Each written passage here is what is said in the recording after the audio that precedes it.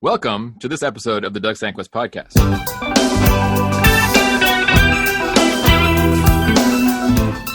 Where interested is interesting, and interesting people share their stories and build their biographies along the way. I'm your host, Doug Sandquist. I'm a dentist and a photographer, and now a podcast host. You can find me on Instagram and Twitter at Doug Sandquist, and on Facebook, Doug Sandquist Photo. And you can join our email list by going to DougSandquistPodcast.com. And you can now find our podcasts on iTunes and Google Play and Spotify and I believe Stitcher as well.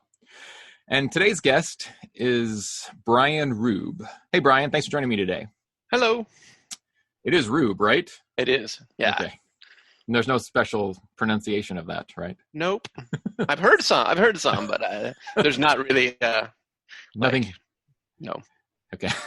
Nothing romantic about the saying of the last name. Nope. As with all of our guests, I don't have a bio, and I have not read a bio, but I will tell you that I met Brian about 6 years ago. That's a while. Yeah. I believe that was when it was. Mm-hmm. And Brian was our guide on my very, very first Iceland tour, my first photography trip to Iceland. And Brian is a professional photographer who leads tours, photo tours, and is a school teacher up in Northern California where he teaches photography, I believe. One of them, but I teach a lot of things. Okay, cool. And we're going to find those, what else he does along the way. And so that's the goal of this podcast is to discover Brian's real biography. You okay with that? Yeah, I'm fine. All right. Cool. I'd like to know it too. It'd be awesome to figure that out. Finally. All right. So to start our podcast off, I usually start off with a list of 10 quick and easy starter questions. There's no maybes here. Yes, no, or pick one. Okay. So question number 1 is gummy bears or M&Ms? Gummy bears. All right. Cool. Sweet or salty? Ooh, dang. Depends on the day, but I'm going to go sweet. Okay. Hot or cold? In terms of food or like just outside? Hot or cold? Let's go. You can pick. You can pick. Hot. You could pick women. You could pick. Yeah. Let's go hot. Yeah. Okay. Would you ever wear flip-flops to Disney World? Yes. All right. Are you an early riser or a night owl? That's changed. Like I would say early riser now, like as I get older, like. Okay. I think most of us are early risers now. Cow or chicken? Cow. Short hair or long hair? For me, I'm overthinking them. I love these, you know? Yeah. I think you broke me already. I think I'm already broken. I'll go long hair. Okay, cool. Tattoos, yay or nay? Yes. Coffee or tea? Coffee. Cake or pie? Pie. And the bonus question, sauerkraut, love it or hate it? Hate it. Cool. That was the easiest one. That was the easiest one. Yeah, that was the easiest one.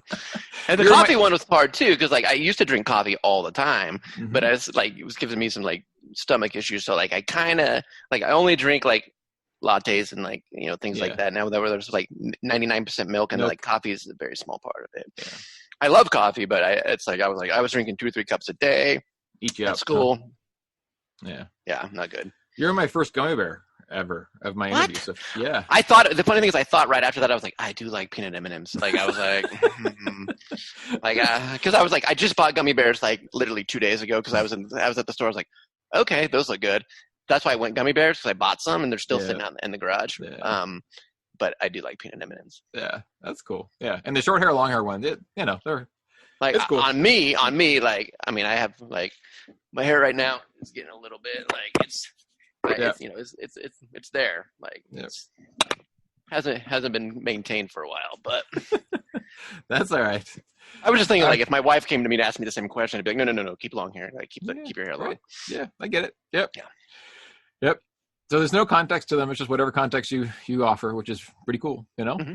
All right. So what's your earliest childhood memory?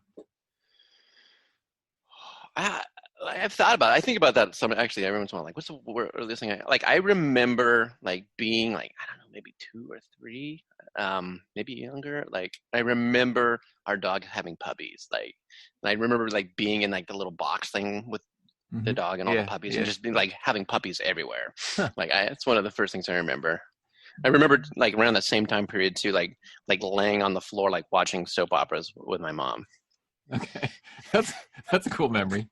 Yeah. The puppies are way cooler. The puppies are way cooler than the soap operas. The soap operas. Yeah, puppies are way cooler. What kind of puppies were they? Do you remember? Black labs. Yeah. Okay, cool. Did you always? My have dad used black to. labs? Yeah. Really? My dad was a like professional dog trainer, like for hunting dogs and stuff when I was little. So he always had like a black lab, like for at least the first 6-7 years of life. That's, and he always, because they were championship dogs, like he always had puppies, and we sold puppies. And like, so I just remember like the puppies, like I remember being in like the box with the puppies, like picking up the puppies. And the puppies were a fairly significant part of your early childhood life, it sounds like.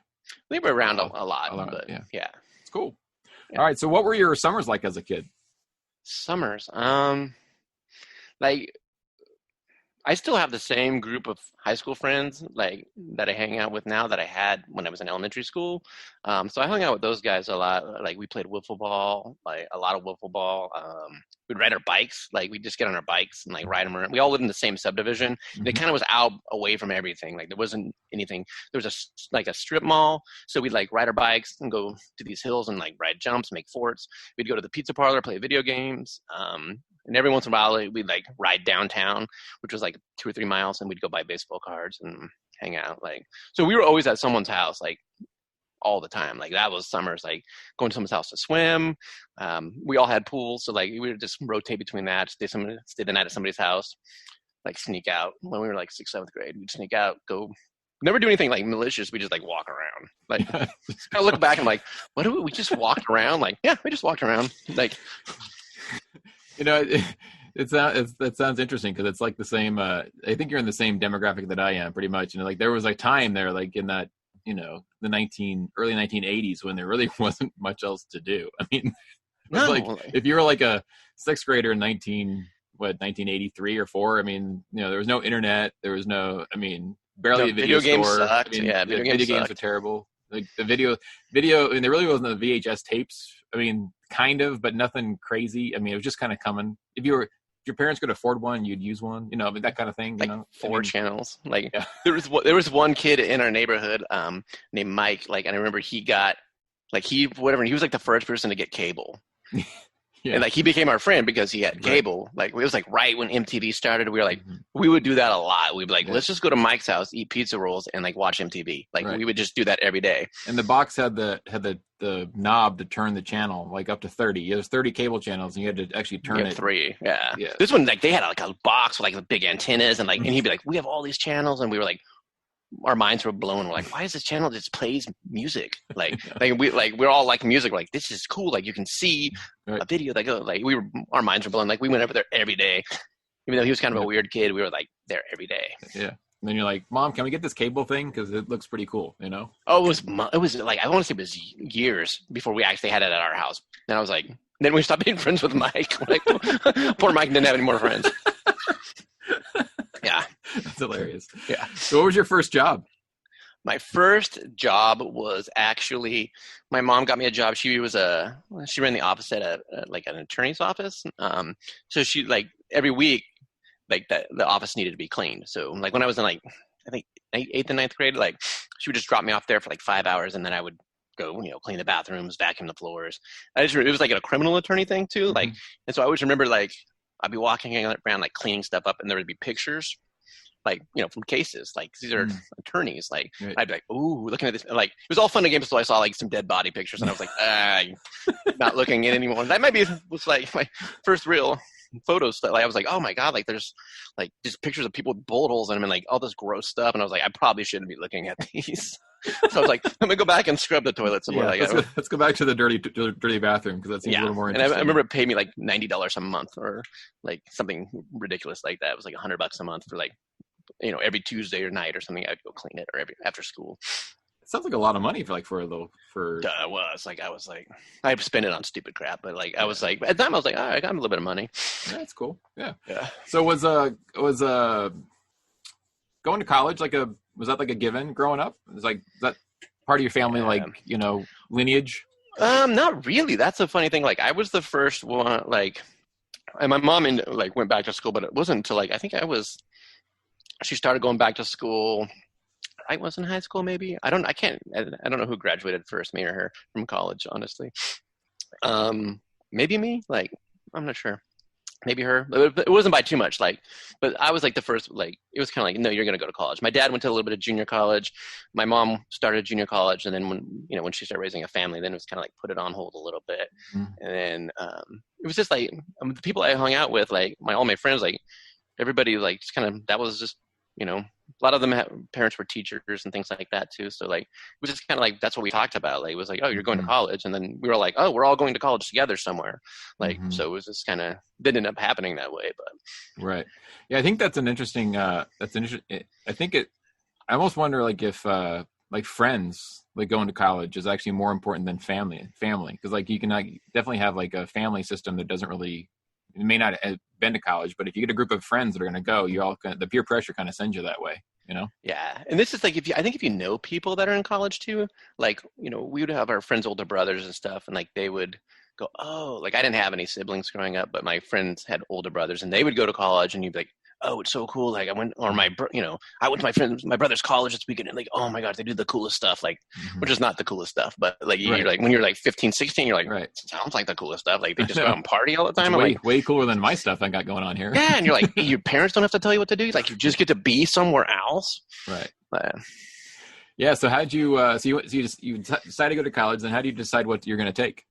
Oh, this is, like I said, like I had two really good friends that were a year older than me, like two really good friends that were in my grade, and then 2 or 3 really good friends that were a year below me. So they were like, and we kind of hung out, and we were all going to go to Sacramento State for school. So like the 2 older ones, they went first. So they were already down there, right? They went directly, one of them went directly out of high school. And the other one went to the junior college for a year. Then he went, and I was like, all right, cool. Like, and I still would go down there and visit him. Then I started to see like, oh, college is cool. Like, really, you can do whatever you want here. And then when I graduated, one of my best friends, he went down. So there was a time where there was 3 of my friends that were in Sacramento going to college. My parents were like, no, we can't afford to send you right out of high school. I was so pissed. I was so mad. Like, I was like, they're like, you have to go to the junior college for 2 years. And I was like, oh, I was so mad. But a couple of my friends that are a year younger were like, well, we're going to be there the next year because our parents are telling us the same thing. So I was like, all right, well, I'll go to the junior college for 2 years. And I was like an art kid in high school. So I was like, well, I'm going to be an art major. And one of my friends' dads was a high school teacher who was like one of my favorite human beings on the earth. And I was like, well, I like his life. You know what I mean? I like the way he lives his life. Like he's got summers off. He's home in the afternoons. He's, he BS's with us. Like, I always went on vacations with his family in the summer. So I was like, that's what I want to do. Like, I want to be able to be at home in the afternoons, like hang out with my kids, like hang out with their friends, like be at high school. Like I liked teaching. Like I was always like a teacher's aide, like through high school, just like, so I could help. So I was like, I'm going to be an art teacher. Like there was a time early I wanted to be a science teacher, but I am not cut out for science. I know that. So this was like 18, 19 years old. You're like, I'm going to be a teacher. Uh-huh. Well, I wanted, like, I even remember being like in 3rd grade, like when we were 3rd graders, we'd do stuff with the kindergarten class. And I'd always be like, oh, I really want to help these kids. Like the younger ones, like, right. So I always kind of liked it, even then, like doing it. So kind of, felt good. Mm-hmm. So I was like, I'm going to be a teacher. And so when I went to the junior college, I just majored in like art. I took the general ed classes like English and math, and I took a lot of art classes, painting, drawing, art history. I also took, the first photography class. I was like, because my friend was at junior college with me, and he was like, oh, like he was into photography in high school because he worked for the yearbook. So I was in the darkroom with him sometimes, and he was like, you should take photography class with me. I was like, oh, all right. My mom was into photography too. So like she had cameras and things. I was like, yeah, I can do that. Like, then I liked it. Like I really liked it. And so I was like, man, I should make this a major or a minor anyway. Like, so I kind of did that. And then I ended up, when I was at the junior college, I got a job at like a 1-hour processing lab. Yeah. So I worked at it there for basically all junior college summers. And what was that like? It was weird because, like I said, when I went into it, like I was taking my first photography class. I just kind of stumbled into it. They needed somebody to deliver photos. Like we did like what people do with pizzas with 1-hour photos. Like people would drop off their photos, usually companies, businesses, attorneys. Right. Like, and they would say, okay, we need these developed. We would process them, print them, and then I would run them back to their office in the afternoon. I'd pick them up in the morning, take them back in the afternoon, and then pick up anything for the next day. So it was like I was constantly running around doing that, but I was working with people that were really into photography. And like I would see their photos. They would talk about different trips they went on, different places they went. And for me, I was just like, oh, okay, cool. Like, and I was taking a class, so I was shooting a lot, and they were giving me feedback. I was around a lot of professional photographers, portrait photographers and stuff that would come in to drop off their film. They would get to know me pretty well. So after I'd been there for a year and a half and kind of started to learn the craft a little bit, like they would invite me to come help. Like, hey, I need another shooter this week, and you want to come? Or I need some help, selling these things at this event. Will you want to come help? And so I kind of was around a lot of really good photographers that kind of reached out and let me help. So it was kind of fun. Like I got to see a lot, do a lot. And then when I went to Sacramento to transfer, those photographers would still, like, if they had stuff down in the city, they would still invite me to come work and help out. Yeah. So it kind of like opened up quite a few doors, like early on, like, 20 years ago or so, right? Yeah. This is well before digital cameras, right? Mm-hmm. When they still did film. Yeah. Film. Like I shot like 8x10, 5x7, 120 film, like all the 35 millimeter, all the films. Yeah. You still shoot at film? Nope. That's the one thing, like that's what, like when I was shooting film all the time, it was so expensive. It was like $8-9 a roll, like $10 to process it if you wanted it to look decent. And then if you wanted to enlarge anything, it was even more. Like it was just such an expensive endeavor. Like, so I only really shot if I was going out on a trip or something where I was like, okay, I'm going somewhere cool. Like I should buy a lot of film and shoot it. But like just on the weekends, I would think, no, I'm not spending $30 this weekend just to go maybe get something right. Like, cause you didn't know what you did. Like you'd get back and be like, oh, I screwed up half these pictures. Like, or the film didn't even wind. That happens. Like all these little things, like unless you kept intricate notes in a pad, like you didn't know what you did wrong. Like, right. So. There was no data that you could actually say, oh, my exposure was off by a third or whatever. I mean, yeah, you got to keep notes of every exposure. First shot, I was like at f8, like at 1/30th of a second. And the next one I was at f8, 1/60th of a second. Then you have to look and be like, all right. And if they were printed shitty, like, like you would still might not know. Like you'd be like, oh, these look garbage. Like, and it might just be the printer. I mean, we printed good stuff really well, but if you just dropped it off at the cheaper places, like, the Longs or, Drug or whatever, like you get these pictures back and the guy was like, they never looked at them. They just put them all in there, got them back, put them in the envelope and gave them to you. Like you never got to see any, you look at them like, oh, these must be all overexposed. But it was just that the guy didn't care. He just pushed automatic or whatever and just let them go. Yeah, so you finished that's cool. So you finished your degree at Sacramento State in art, certificate in teaching, right? Is that what it was? No, I was, my plan was to do my student teaching down in Sacramento, like finish my bachelor's degree with a minor in photography and then go into the education program there. But I got accepted into the education program there, but like it was an ugly, ugly process for me. Like I didn't do real well on the entrance part of that. Like it was a big, oral exam that I completely bombed. My advisor goes, you didn't completely bomb it, which means that you completely bombed it. Yeah, it was awful. Like it was one of those things. When there's bomb in there, that's not a good word, No. It was one of those things that I was like, I think I know art history pretty well, especially at the time when I was looking at it semi-regularly. But I've never been into like a panel interview before for something. And so I had like 4 professors and they were like all lined up there, like to, grill you. Only one of them did I really know, like my advisor. But so the idea is you go in, you have a portfolio of your work. So, mine had some photography stuff, it had some painting stuff, and you kind of explain your work. Here's what I'm done, But like, there's a couple people in there like they played good cop, bad cop, pretty much. Like some people be like, "Oh, that's interesting. That's very," and another person would go, "Okay, next slide. All right, next." And you'd be like, "Oh, okay." Like trying to like clip. They're like, "Okay," and this you try to explain it. Like, here's a piece that I was working. They're like, "Okay, next," and you're like, "Okay." So that kind of rattles you right off the, like the bat. Like, am I trying to be in the FBI? Like, why are you guys being so mean to me? And then they go to the art history part, and I was like, art history is a pretty big, it's like saying you have to know all of history. Right. So I was like, it's big. So I'm like, I really focused on the stuff that I thought I knew already. And I was like, there's a couple areas that I'm like, they're not very big periods of time. I'm not going to really spend too much time on those because I just can't. Like, I don't have that much time to review it. Of course, that's exactly what they asked right out of the gate was the first thing. Like, and I just remember going, I don't know. Well, it was like they asked about the Baroque period of art. And I was like, well, if it ain't Baroque, don't fix it. And I was like, I was like, that'll get him. And the lady goes, you can start. And I was just like, oh no, there was like no laughing. Like, I was like, oh, okay. And then I was like completely rattled. Like, I was like, I tried to like lighten the mood. Like, they have none of it. Like, and I went right. I'm like, I don't know anything about that period of art. I was like, I know the rough time frame. I know some artists that kind of were in that area, but I don't really know the distinguishing factors or anything. And they're like, okay. And so they went right into another one. I was like, I don't know that either. Yeah, I don't know that one either. And then by that point, I shut off the switch inside. Like, it's the power button went. Yep. And then like, that's when the bomb completely went off. It was like my eyes are starting to well up. I'm like, oh my God, this is going to go horrible. Like, I'm about ready to lose it right here. And then I just remember the lady goes, what do you know? And I went, I don't even know anything at this point. I was like, I could probably talk about Cubism a little bit. She goes, why don't you just see what you could do with that?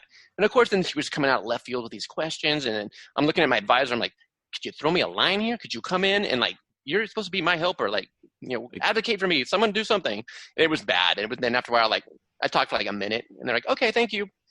And then they're like, you're done. And I was like, okay. So I just like, remember I went outside. Like, I was like, all right, I guess I'm going to the bar. I don't know what else to do. That's when my advisor's like, oh, you came out, and he goes, hey, it wasn't as bad as you think it was. And I was like, oh, it was. He goes, you didn't really bomb it. And I was like, I did. And so then I went home that night, and I was like, and my mom goes, oh, they just opened up a university locally that has a teaching program that you can get to within a year. And I was like, oh, cool. Like, I could teach at my old high school for my student teaching. So I went, I was like, I'm totally doing that, My mom's like, you'll save all the money on like living down there and being down there. Yeah. So, you can stay at home and you can just get it done. And I was like, oh, sweet. So I did that. That's cool. Well, I did that. I mean, at the end of the day, you got a teaching credential, which is what you really needed. You got to where you needed to go. Yes. I got the piece of paper that I needed to get. And then like, I got hired the very first year right out of that. So like, and I've been in the same school district for 24 years now. So. Wow. So how did you, like when you walking out of that debacle, how do you what are the first couple of days after that? I mean, you're like, after you you realize like I should probably just get a job like at a grocery store. Yeah. You're like, I should have rethought this whole art thing. Like, I don't have a skill that anyone wants right now. It was like I said, it was pretty quick after that my mom was like, hey, the university here will take you. And like, it is one of those ones that's like, it costs more. So like, they're gonna accept you. Mm-hmm. Yeah. Like, it was basically like, oh, just get us copies of your transcripts and, that you completed all these courses and you're in. It was like, oh, okay, there's no panel interview. They're like, no. Like, you just got to sign like a little waiver that says that you'll be in this program. And I was like, oh, and I talked to my old high school art teacher and he was like, yeah, you can student teach here. Perfect. And I was like, awesome. I already know the program. I was in it for 4 years. Like, I'm like, this is easy. I get to hang at home. A couple of my friends are still there. Like, I was like, this will be much better. And it was nice. Like, I mean, the program was kind of a joke, but like, it got me where I wanted to go. Yeah. And then, I mean, in the end, I mean, you probably weren't going to be like, yeah. I mean, you probably weren't going to get a PhD in art anyways, No, like, I do wish I had gone and got a master's degree though. Like, in retrospect, I'm like, I think I would have liked being at a college a little bit more, just like people that really are there mostly because they want to be, like, as opposed to high school kids that don't really realize exactly what they want to do. Like, high school kids are fine. I mean, I get along with them fine, but for them, now as I get older, like, and I don't have, like, when I was young, like, I was like, 24, 25, like, and they're like 18, like, I got along with them really. Like, we like the same things. Like, my colleagues were 40, you know what I mean? Like, right. like they don't even talk to me. Like, they don't even know I exist. Like, I'm just some like kid. Like, they don't even talk to me. Like, so like people I would relate to is like the kids and I like the same music. Like, I could still play sports at that point. Like, I was like, that was cool. Like, now, like, as I get older, I'm like, oh, I get it. I Mm-hmm. kind of see the Yeah. younger teachers. I'm like, I don't really have much I need to talk to you about. Like, and the high school kids, I'm like, I don't even know what you guys are up to these days. Like, it's all over my head. I still can relate to them, but because I it's have amazing. It's amazing how fast it goes, right? I mean, it's amazing how fast you go from like being in the know to everything to like I don't even understand what they're talking about. It's just like age just hits you so quick. Like I just remember like I was like 2 years ago, I could still jump up and grab the rim on a basketball hoop, and like I can't anymore. I can't even touch the rim. Like I try as hard as I want. Like I'm still like still missing it by like 3 inches. And if you don't pull a hamstring at the same time, right? Oh, I did that. Yeah, I literally did that playing indoor soccer a couple years ago. I was like, I need to get back out and play some sports and just to be active. I literally pulled my hamstring the opening kickoff of a soccer game, jogging across the midline. Like opening kickoff, I jogged, pulled my hamstring, done. Yeah, season done. Season done. Yeah. Yeah. So, did you ever think? Did you ever think early on about going back and getting your master's, or was it always just you kind of wish that now? Was that? I wish that now. Like at the time, like it was like you start to realize you kind of go, okay, I'm 24 years old. I've been in high school for I don't know since I was 5 or 4. Like I've been in school for like 21 straight years. Like, and then I'm going into school again. Like you know what I mean? I was like, I'm so done like with like being in a classroom right now. I just want to go start working. And then then I look back and I see people with their masters. I see like, people that teach at university colleges and stuff. I'm like, oh, that seems a little more relaxed, a little bit more like you have a little bit more control of, how you do things. And high schools are so very restrictive and so like bureaucratic. And I mean, not that colleges aren't, but like it's so much. And you don't really get people that are in your subject because they love it. Like some do and some come out of it, but you're just like the very beginning step onto a larger process. Whereas if you're in college, a lot of times you can get these, kids and like really watch them like get, grow. Like in high school, I would imagine that you pretty much take all of the kids and then you may have a class of 40 and then you have 2 that actually care about any of it. Yeah. Yeah. And those kids are awesome. Like, I mean, but it's the other thing, like those 38 make those 2 kids that really want to be it makes their job harder. Like if you had, everyone was like at the same maturity level where they go, okay, it's not my thing, but I'm going to really try hard, because this person's into it. These guys are into it. Like I'm going to do my best. Like not every kid can do that. They just like unplug and they're like, especially you give them a computer to work on. They're like, oh, there's games on here. I'm going to find them. Right. It's just all day. Yeah, like if I'm going to do Photoshop, I'm not going to. If I'm going to use the computer for Photoshop, I'm going to use it for something else at the same time.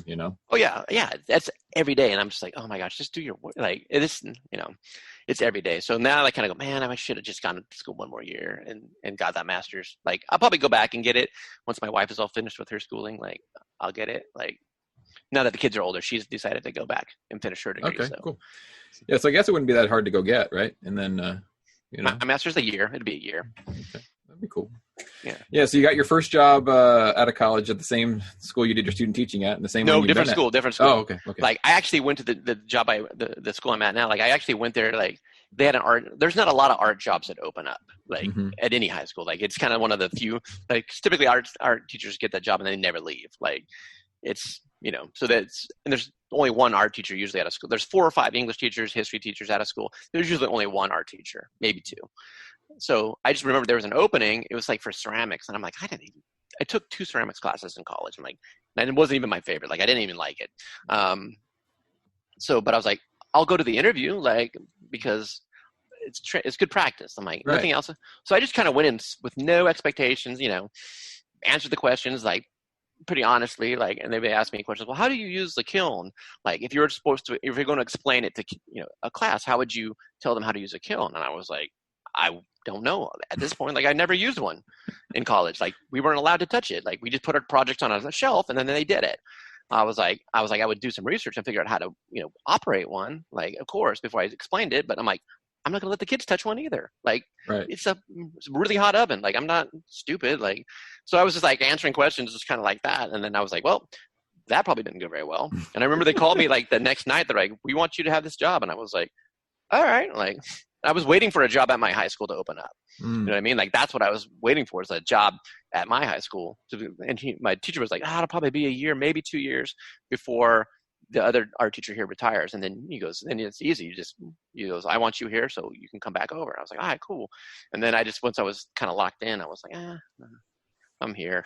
Like, I have a chance to build something here. Like, I was kind of figuring it out. So 24 years later, I'm still, my roles have shifted, but like, I'm still there. Like, I'm like the second oldest teacher on campus. Yeah. So you teach all art classes there now? I teach. Yeah. It's like, when I started there, I taught ceramics, and then we had a big, like, decline in enrollment. So, like, I mean, we used to be a school of like 1,400 kids. We're a school of about 550 kids now. We had a big decline in enrollment. So what they did was they took a bunch of the teachers and they kind of shipped them to different schools. Like me, like I was teaching ceramics for 3 years. And then they're like, well, we don't need 2 art teachers with this few kids. So you get to go teach at the continuation school now, or you don't get to teach at all. So it was like, and my older son had just been born. So I was like, well, not having a job is not an option. So Right. I was like, even though I didn't want to go to that school, Right. like, cause it's a school where they, send the kids the kids you don't want in class because they don't pay attention, they don't do their work. Those are the kids that are at that school. Right. And I was like, well, I don't like those kids right now anyway. Like, now I got to be a school with just those kids. I was like, and then it's like, oh no, we're having a baby. So I was like, well, I guess like I'm going over there. And at the time, like, the person who was principal at the school and I did not get along, and he became superintendent like while I was over there. So he was basically like, you are never coming back to the other high school as long as I'm alive. And so I spent 13 years at this continuation school, and it wasn't all bad. Like, I kind of figured out my way to fit in there, and it was fine. I met a lot of really cool people. The kids ended up being not nearly as bad as you kind of make them out to be. And I just saw one of them today when I was at the grocery store. He was like, hey, what's up? So it's cool. It was cool. Like, and then that superintendent finally went off into the sunrise, and like somebody else was at, like, this is like maybe 9 years ago. This is right when digital stuff starts kind of taking off. Like, I was already doing it. Like, I was already into it. And one of the guys at the district office, like, knew me through one of the other teachers that was still at the high school. He was like, why are you over there? He goes, we have a guy on campus right now that's teaching our digital classes that doesn't know a quarter of the stuff that you know. He goes, why are you over there? I was like, I don't know, like, someone hated me and left and they put me over there, so that's where I've been. And he goes, next year I'm going to make sure you come back. He goes, this other teacher's not up for re-election next year. He goes, we need somebody in that program that knows what they're doing. He goes, you'll be back over next year. So 9 years ago, came back over to the regular high school to teach all the digital stuff. And then now, we have another role of kind of like declining enrollment. So now I teach 2 periods of the digital, I teach 3 periods of regular art, and then I do yearbooks. So I teach completely full time. Wow. So how do you like the regular art compared to the photography classes? I like it. Like, and for this year too, like I was kind of getting burnt out in the summer a little bit with photography in general. So the whole aspect of photography. So it was nice to kind of get back to what I started doing. Like, that's how I started with art. So I always kind of liked that. So it's been kind of fun, digging up these projects that I had ideas for, 20 something years ago, like bringing them out, stuff I did in high school, finding these kids that really like drawing, really like painting, working with them. And like, it kind of takes my mind in a completely, an artistic way, but a different genre. It's interesting because I never got a college degree, so I never got a bachelor's. So I just went to college and then went to dental school. But once I figured out that I could not have to get a degree, I started taking art history classes. And so my favorite classes in college were art history classes. And if I had known what I know now, I would have gotten a degree in art history, because it opens so many doors that you don't even think about. And not so much even monetary or whatever. Just it gives you some appreciation of where we're at. And I think that's an interesting that a lot of people don't, especially people in my field, like in the health sciences and doctors and dentists, and they're all striving to like just get out of their heads. And I think the art history is actually something that actually helps get you there. I think that should be a more focus for lots of people. I love it. Like here's the thing too, is like, I don't use a lot of it in high school with high school kids. It's like, you don't really appreciate the history of stuff until you appreciate the technical and the skill side of it. Like, once you kind of appreciate how much work goes into that, then you're able to look at stuff and go, okay, I can look at it a little bit more objectively, and I can appreciate these historical things more. Like I didn't really appreciate art history till like my later years in college, and like even after the fact, I was like, oh, okay. And going to museums and, you know, as an adult and being like, oh, I can really like see these. I like this stuff now, as opposed to when I was like 19 or 20. I'm like, just show me the famous ones and let me get out of here. Mm-hmm. Yeah, which ones am I supposed to like? Oh, that one? Okay, cool. I like that one. Let me leave. Yeah, that's an interesting point too, because I mean, I've actually developed even more appreciation for it now that I've actually gotten into photography, because you don't really learning what it takes to actually get that or to actually create that is. That's an interesting. I actually hadn't thought about that angle, but that's a definite angle there too. I mean, that is not a. Most people think that we just go out there and we just take these beautiful pictures, or that this artist goes out there and just paints it, but then nobody really understands like what goes into actually creating that. Yeah, I find like having a background in art history makes me a way better photographer. Like being able to see, you know, different pieces, like in terms of colors, the way colors work compared to the way a painter, like, you know, that I know from, you know, art history might use things, light, the way light works, like all those things make you better. Like they make you a way better photographer. Mm-hmm. I'd agree. So how did you start? I know you do quite a few tours and photography tours. How did you get into teaching photographers and leading those? How did you get into doing that? Well, for me, like like I said, with film, like I kind of took a break for a little while with shooting just because it was expensive. And then I remember being on a trip with one of my friends, like, and he had one of the early digital cameras, like a Nikon D70 or something like that. And I was like, what? I was like looking at it. We were out shooting, and I was shooting film, and he was shooting this, and I was like, what? You can see the picture when you're done with it? I'm like, what? Like, my mind was like, what? You can just like figure out, like, if you have it, you can change things right there, and you have 50 shots on your memory card. Like, I have 24. Like, I was like, oh, I'm like, I have to get one of these.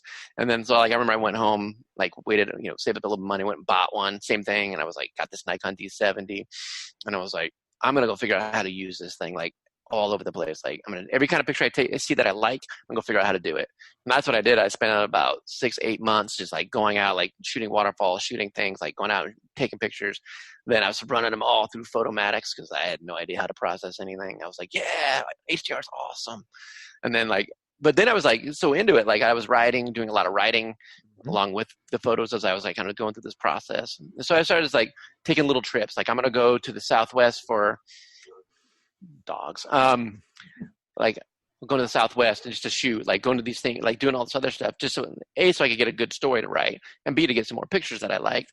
And then I ended up hooking up with, you know, the guy who started Aperture Academy. Like I met him out shooting once, and then he and I kind of became friends. And he was like, oh, like I've been teaching a couple of these photo workshops. He goes, I just need somebody else to teach them with. And I was like, all right, like I'll help you out. Like I already know how to teach, like, and I like photography, and I've done enough in the past couple of years that I feel like I understand the technical side of this stuff as well as the creative side. So I was like, all right, yeah, cool, I'll help it out. And then I just kind of stuck, and then kind of morphed into him opening up a bigger gallery, and I just kind of like taught more and more classes as they added more classes. And then that's cool. Yeah. In 2010, like I went to Iceland for the first time for a few months, and like kind of put all that together, wrote my little book about that. And then that is like, well, you should teach workshops there now since you know it so well. And I was like, yeah, all right, I'll do that. So then we added those, and, it just kind of blossomed into kind of where it is now in terms of just the kind of places I go and the stuff I do. But I pretty much do the same stuff now every year. So yeah, tell me your story about your Iceland trip in 2010. What was that? I was that's pre I will tell you my first exposure to Iceland was in 2004. I did a picture a day in 2004. Mm-hmm. So I did it for almost 3 years, and I'm on this website called P-Base. And there was this one guy on that website doing a picture a day who lived in Reykjavik. Mm-hmm.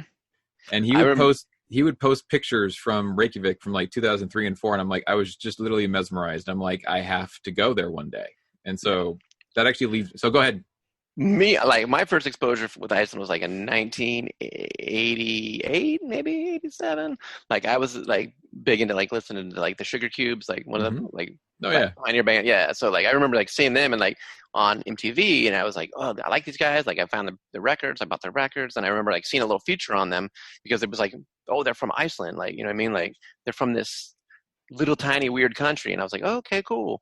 So like I remember seeing pictures of it like on this video. I was like, I have to go there. Like I have to go there and see it. And then kind of like over the years, like every once in a while, like there would be more photos, and I'm like, oh, it's even more crazy than I thought it was. Like, so I always wanted to go. And then as I was kind of doing these writing and like photographs, like people are like, why don't you write like a book about something? I was like, well, if I'm going to write a book, like I can't just write a book. I'm going away for the weekend, like every other weekend. Like I can't do that. Like those are just a bunch of little stories. So I was like, I need a big adventure. Like I need something that's really big.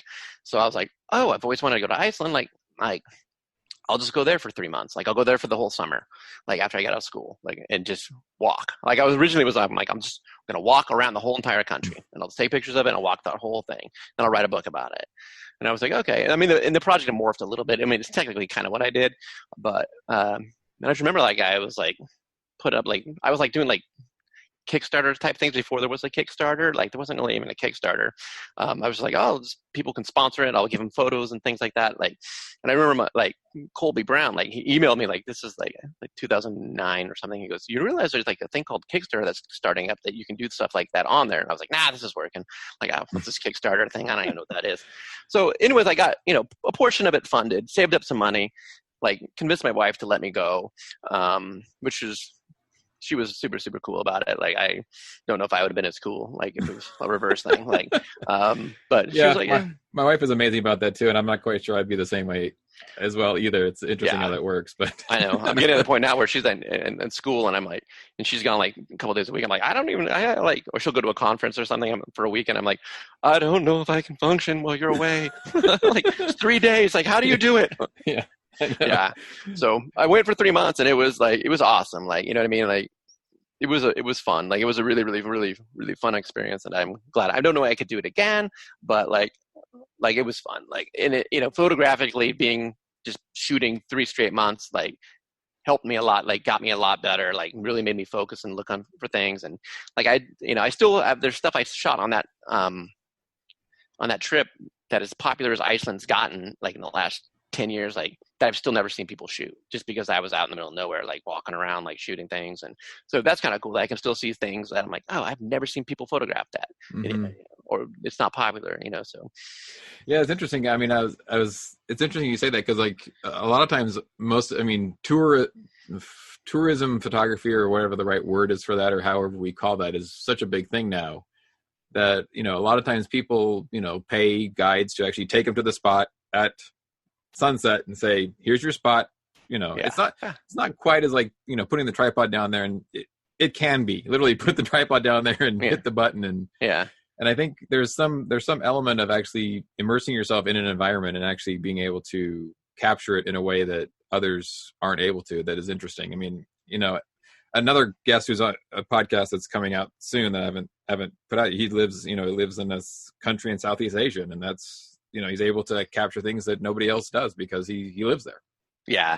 It's cool. Yeah. It's funny to, like you say about, like, when I'd bring people, like the first couple of years I'd bring people, like they would look at my portfolio, and I'd have people that would literally go, they'd have a picture on their screen. They go, where did you take this picture?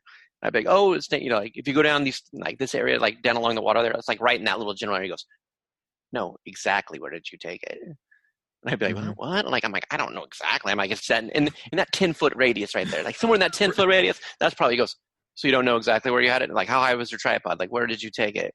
And I was like, man, like, I don't know. Like, I can get you close. He goes, well, was it this rock that was here, or this? Which rock is that one? Is it this one or that one? I'm like, man, it's a river. It moves. Like, it might not be the same rocks anymore. Like, I don't know, man.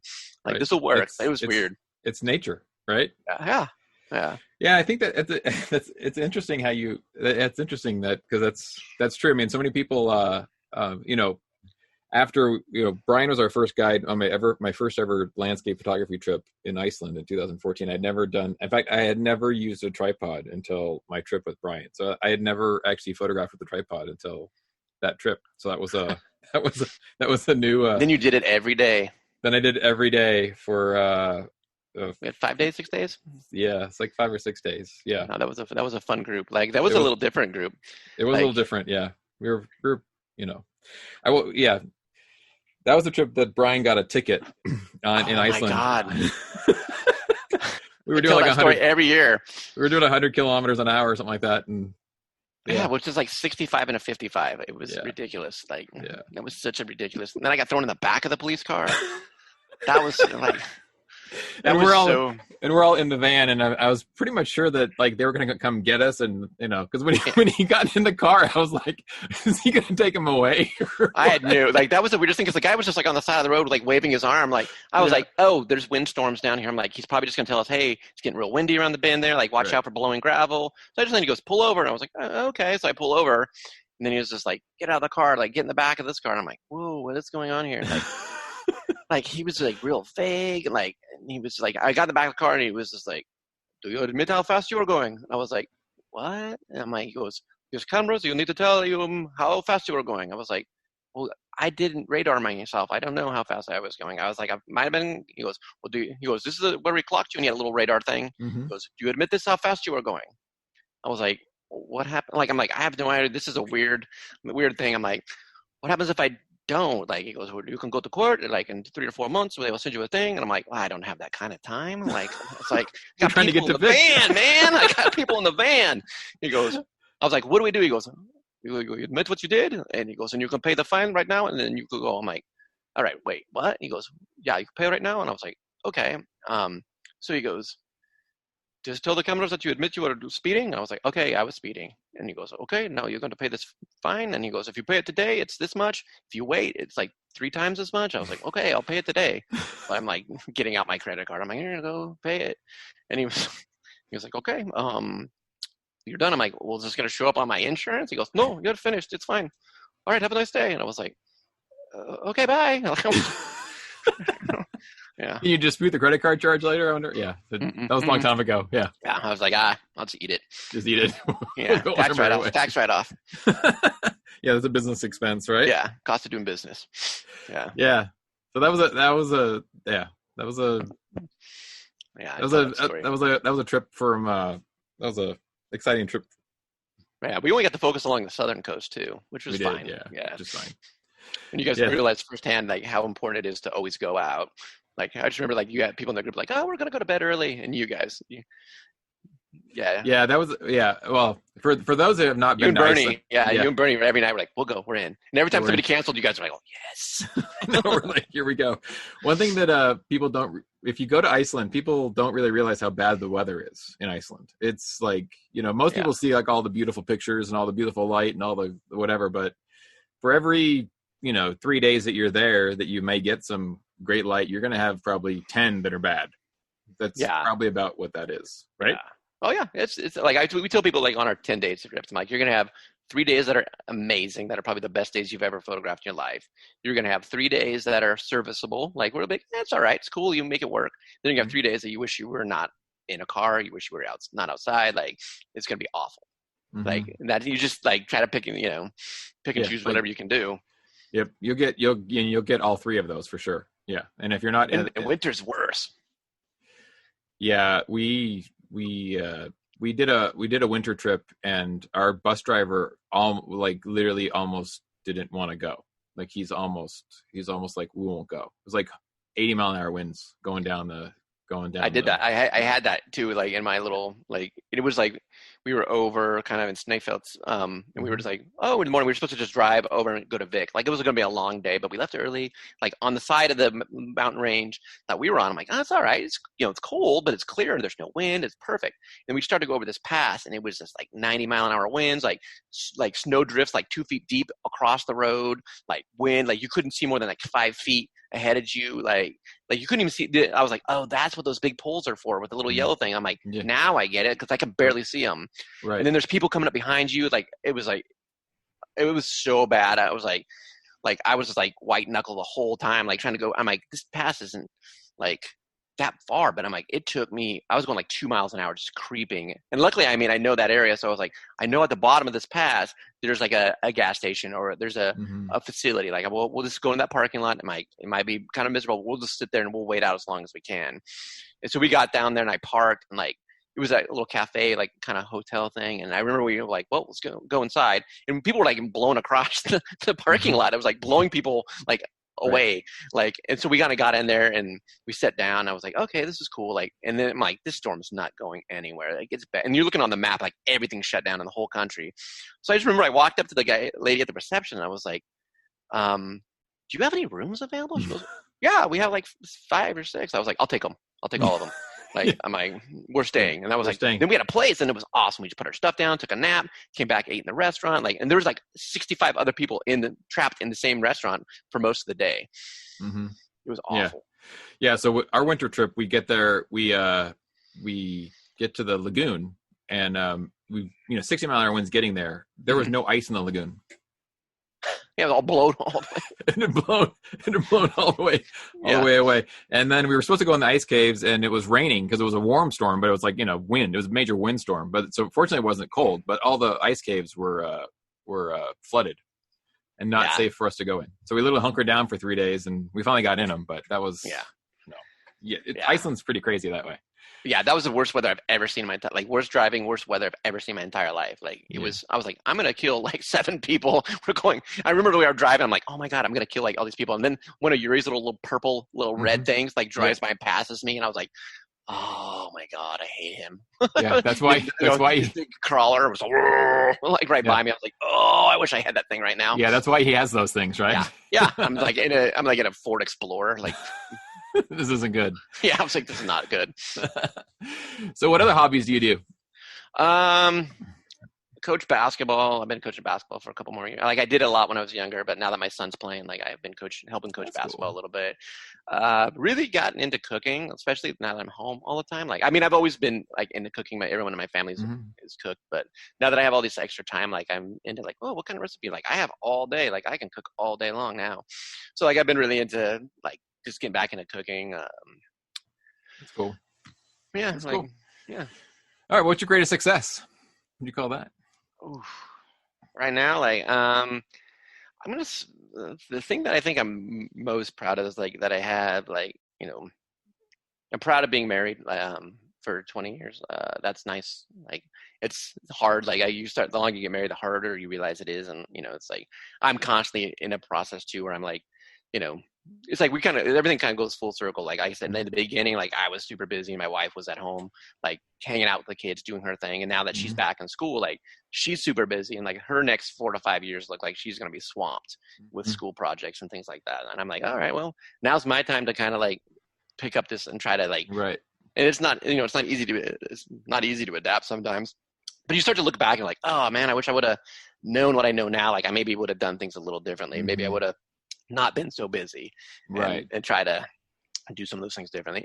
Both my children are both good human beings, and I'm proud of that too. Like that they're growing up to be like empathetic people, like that can take care of themselves, and they may annoy me sometimes, but for the most part, they make good decisions. Like we have a good relationship. We can all talk, hang out, like, and like they don't like dread being around us. So I think my family, is probably the thing I'm most proud of. I think that's really I mean, that's the one thing that I want for my kids. I want them to at least always have a place to always call home and want to come home and spend. And the fact that they're able to do that is pretty cool, I think. Yeah, definitely. Like I mean, and it's a tribute to the like my parents are obviously nice. Like they're nice. Like they did a good job for the most part.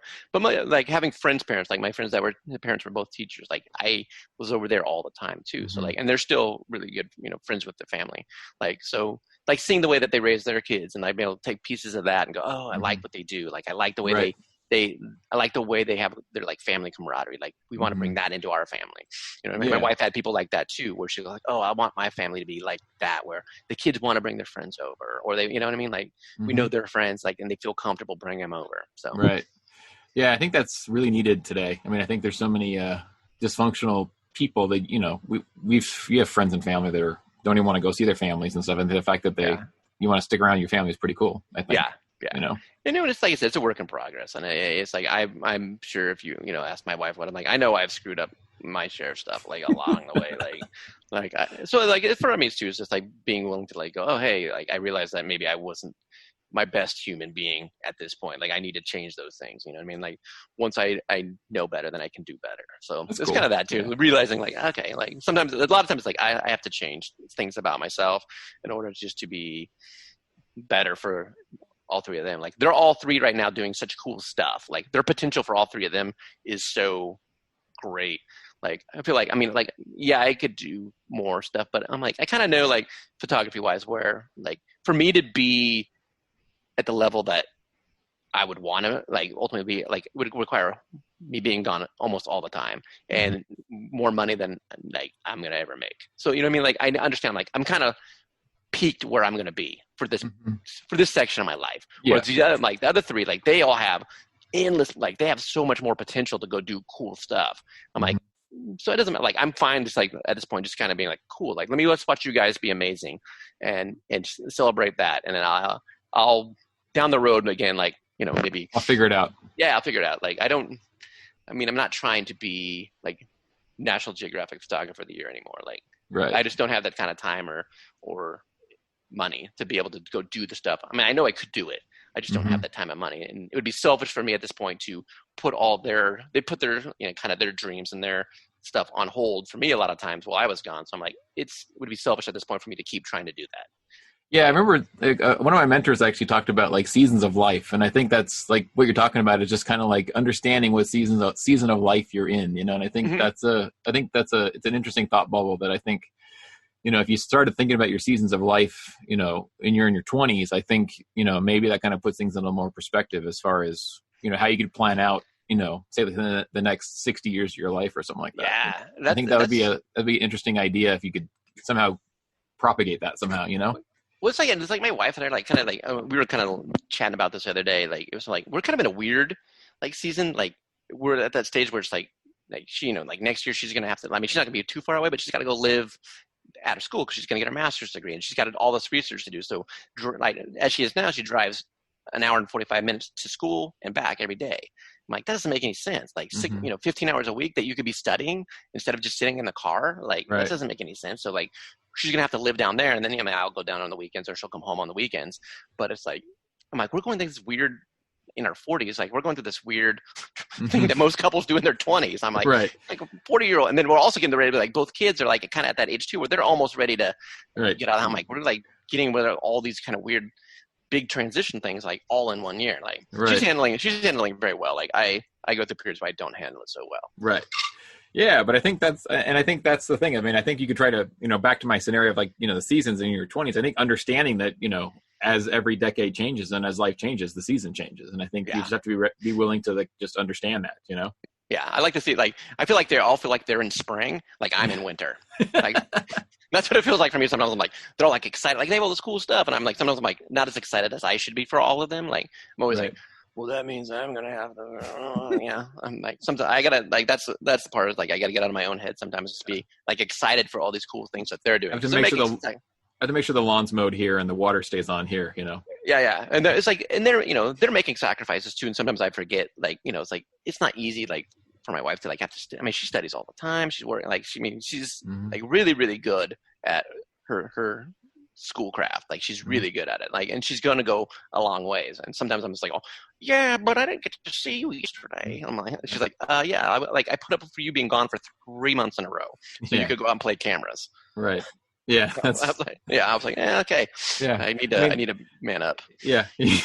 That's true. And at the end of the day, I mean, you know, that's it. I mean, you can't have everything you want all the time, you know? No. There's sacrifices have to you have to make sacrifices, you know? And it's getting better too. Like, and like I said, like I kind of went through a period at the end of last year where it just, like, there was a lot of, you know, BS kind of happening with, you know, Aperture Academy stuff. Like most of it's in the like past now. Like it's turned into another thing.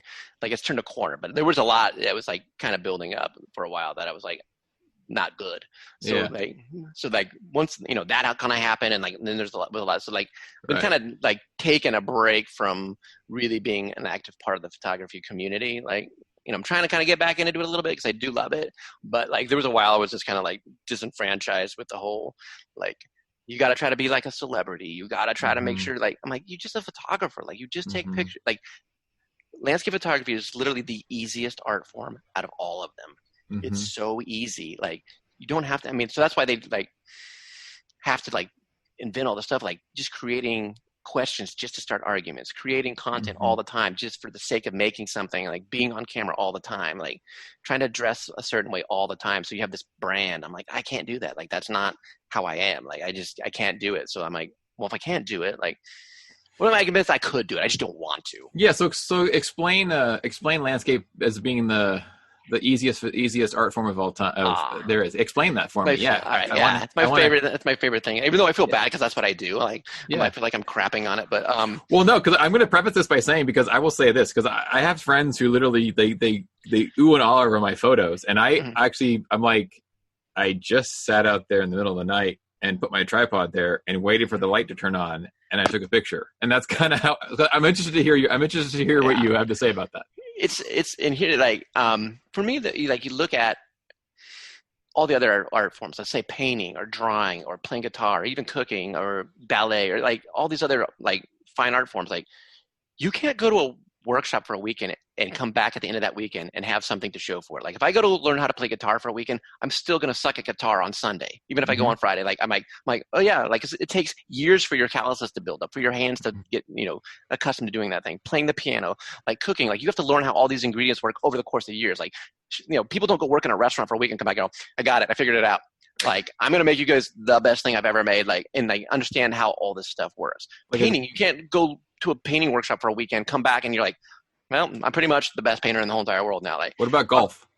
You can't go to a golf teacher and like learn how to do it in 3 days. Yeah, anything, pretty much anything. Right. But I can take anybody that has a camera for a weekend, put them in the spot, explain some very basic stuff. The camera's going to do a lot of the heavy lifting. The programs are going to do a lot of the heavy lifting. And at the end of a weekend, you could come back home and like, oh, I have 3 really amazing photos that I can show people, and they're going to go, what? Like, landscape photography is like the McDonald's of the culinary world. You know what I mean? It's the same kind of thing. Like, you're like, it's not that hard. Like, it's cool. That's why it's cool, is because anybody can do it. You don't have to put a bunch of brain power into it. I mean, yeah, the more you know, like art history and practice and stuff, like you'll get better and you'll come up with things that people don't see. But anybody can go out for a weekend or a week or whatever, and with a good guide who's going to put them in the right spots, like you can come back with amazing stuff that people are like, blows their mind. You can't go do that with any other art medium. Like, there's none. Like, right. That is true. I mean, we're able to take people like we take dentists out, ever since our trip with you, we take dentists out, like, and we literally they actually get art for their offices like that after time, 3 days. Like, they literally will spend all the money on the gear, and we teach them a couple things, and it's true. And that's the thing too with like landscape photography, travel photography. It's like, if you have the budget, you can go get an amazing portfolio with with very little. You know what I mean? Like, you can go. If I had $5 million, I could go out over the course of a year, and I could get a portfolio of global images that would rival anybody in the world that's ever taken a picture. Like, you know what I mean? Like, I would just have that access. Like, you can't do that with anything else. Like, you can't just go buy your way into being a good painter. Right. You know what I mean? Like, that's right. Yeah, that's true. You're right. So I guess the question would be, is that why so many people try to, it's an interesting thing. Cause like, I mean, I'm interested. I don't watch YouTube landscape photographer videos because they just drive me nuts. I mean, but I think people understand that it's so accessible to everybody else. So like that's the only way they can think of making money is by teaching people.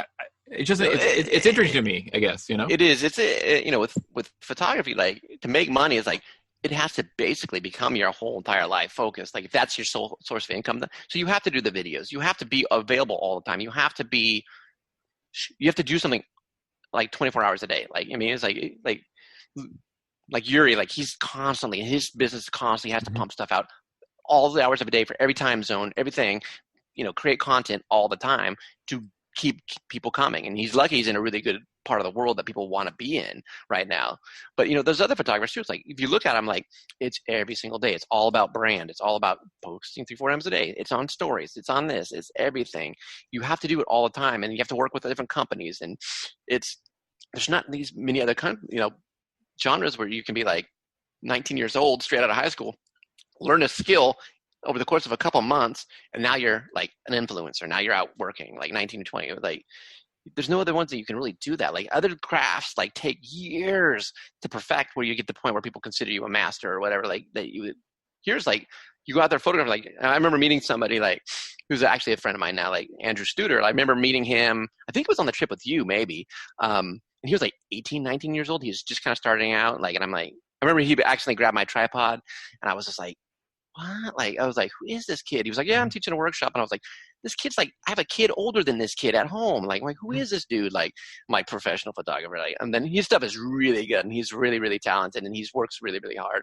So like, I've kind of like gone, oh, okay. But at the time, I remember at the time going, what? Who is this guy? Yeah, who is this guy? I'm like, I went to college. Like, I took 10 years. Like I put a bunch of hours into this. Like, and now there's some kid that's basically like, yeah, I think I'm gonna do this. This will be fun. Like, that's what I want to do. Like, and then like they're out there doing it at the same level as somebody who's been like studying it, and I'm like, This is a weird genre of art to be in.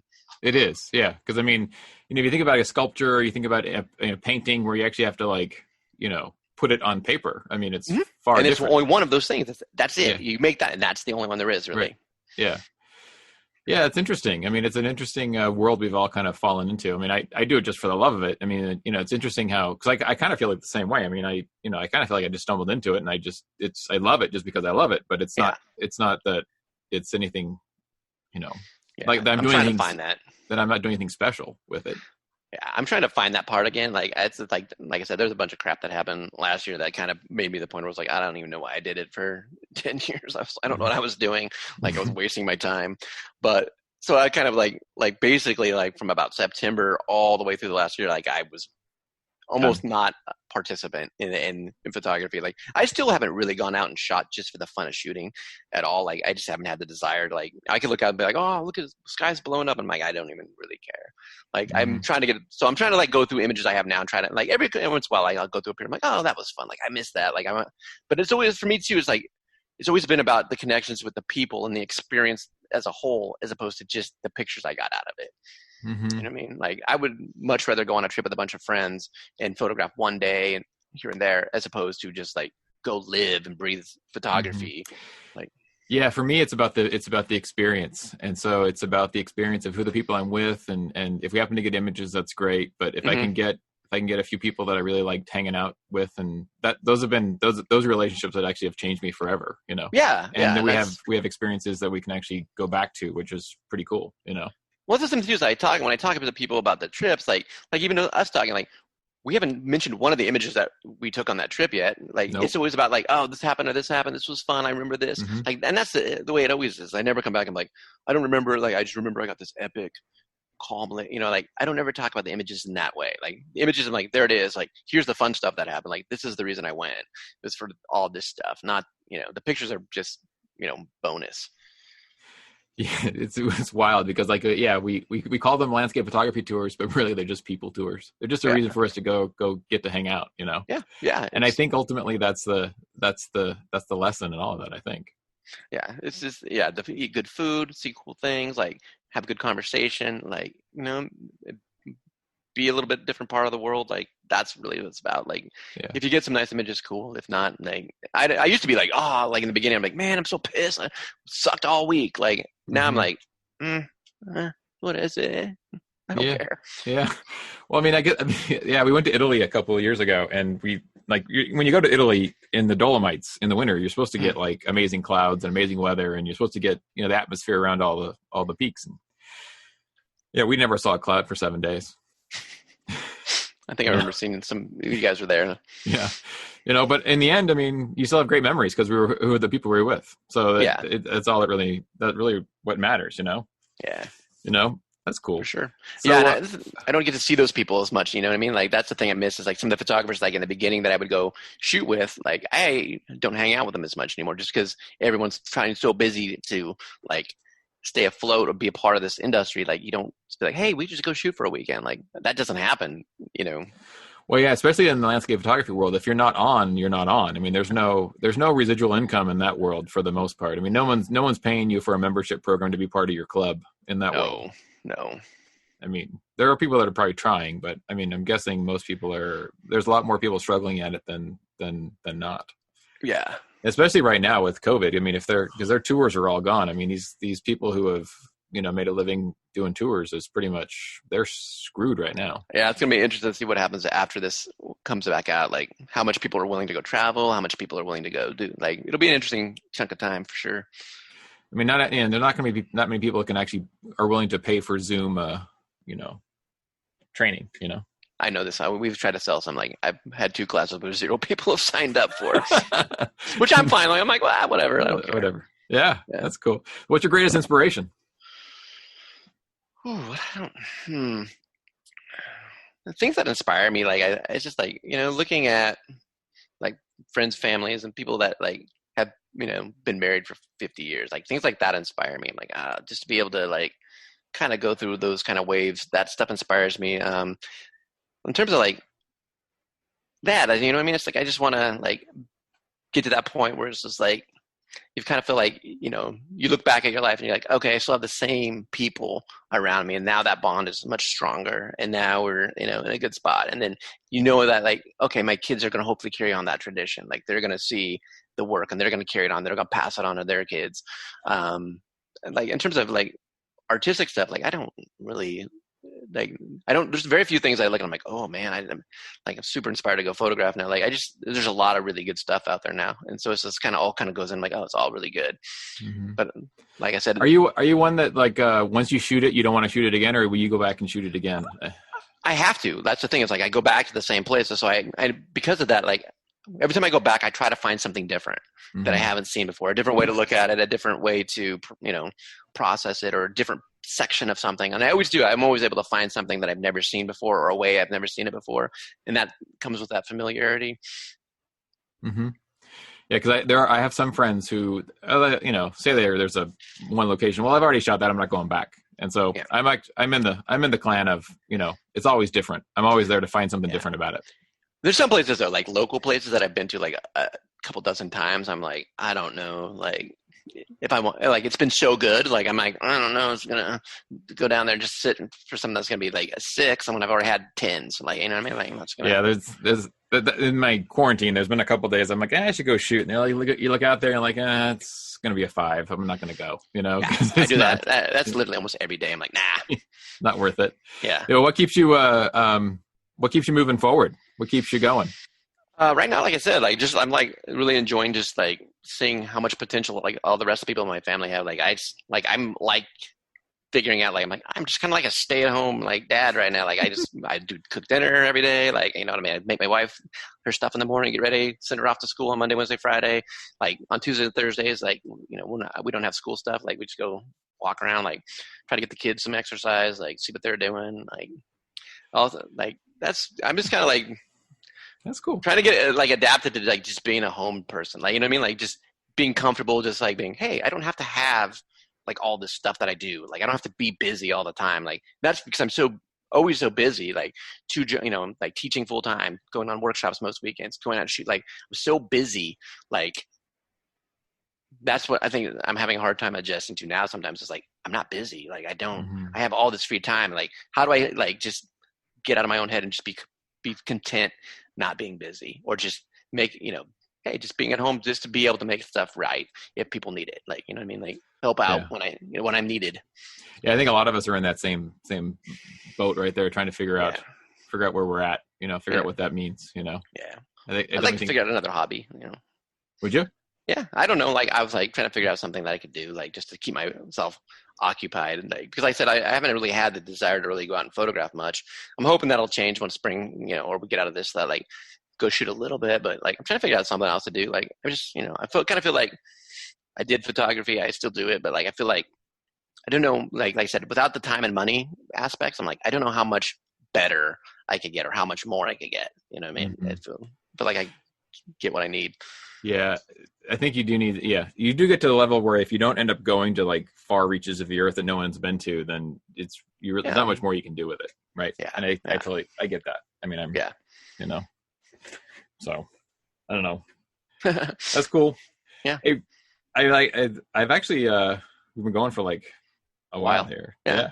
But no, I like this conversation. Like, I'm actually inspired. You actually have inspired me a little bit. I know it sounds a little crazy, but I mean, I appreciate how thoughtful you are as far as raising your kids and your family, and your desire to teach people, I think is something that needs to be admired. I mean, I think that's a skill that is, it's out there. And I think your ability to do that is right up there with some amazing people. I appreciate that. Like I said, I haven't always been the best at it. Like, like I said, you could ask, everybody in my family and they would be like, oh, it's kind of like this sometimes, like, but I'm trying to make myself more consistent, like I said, realize areas that I maybe haven't been the best and try to improve that when I can, get better.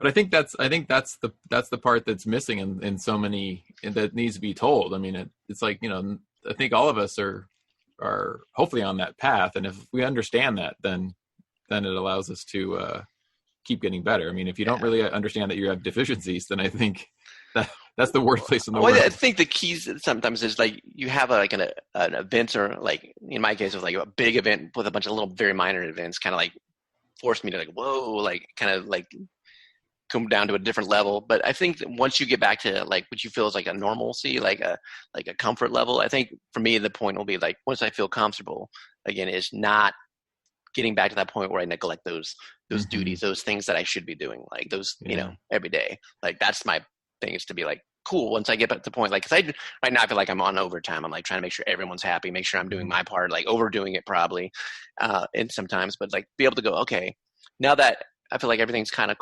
kosher, like, and cool, like I need to not fall back on my laurels and get to the point where I'm like neglecting people or taking it, like taking them for granted, because I'm busy now. Like now I'm busy now. Like now I don't have to do that stuff anymore because I'm busy. Yeah, it's definitely like finding the edges and then finding out where you need to be in the middle is kind of like that's kind of the idea there. Yep. I like that. Yep. Well, thank you, Brian. I appreciate your time. Welcome. Yeah. Yeah. This was a lot of fun. I mean, good. It was good to talk to you. Yeah. I hope, I think, I hope some people get some things out of this, and, I think, it's a good story. It's a good story of, finding your place in the world and figuring it out, which is pretty cool. Yeah. I'm still working on it. So, we'll see.